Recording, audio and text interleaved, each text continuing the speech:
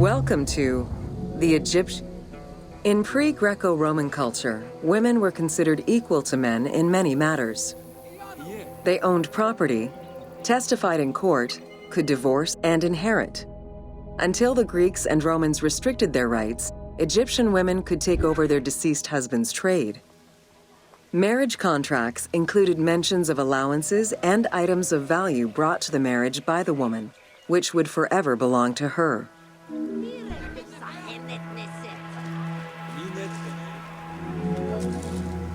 Certain professions were open only to women, such as weaving or professional mourning, while others were available to both genders, including working as servants for the rich households.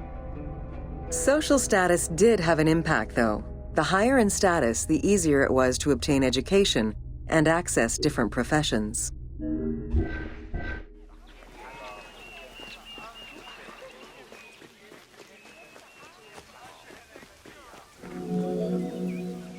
Homes were generally composed of 3 rooms.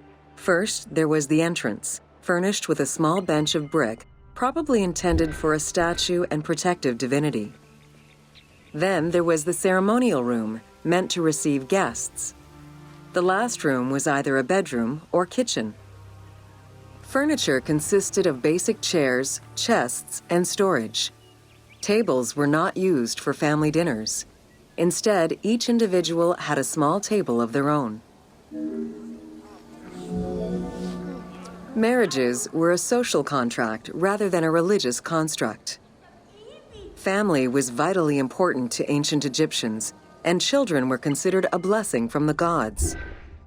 The father, mother, and their children were the nucleus of the family, and cohabitation sometimes extended to mothers-in-law, sisters, aunts, and sisters-in-law.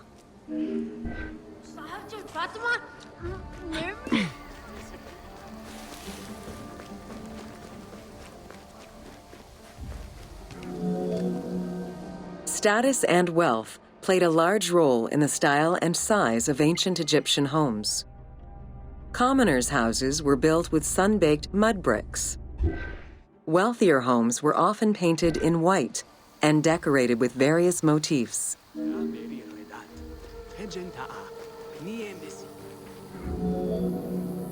Town officials and the rich lived in mansions with numerous rooms that were luxuriously decorated. Only temples and tombs meant to last for all eternity were built with stone.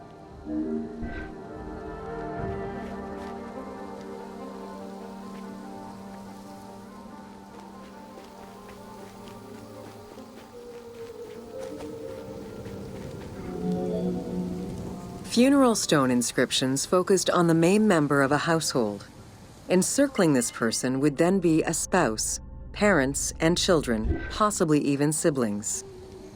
These stones were so structured because there were no surnames in ancient Egyptian culture.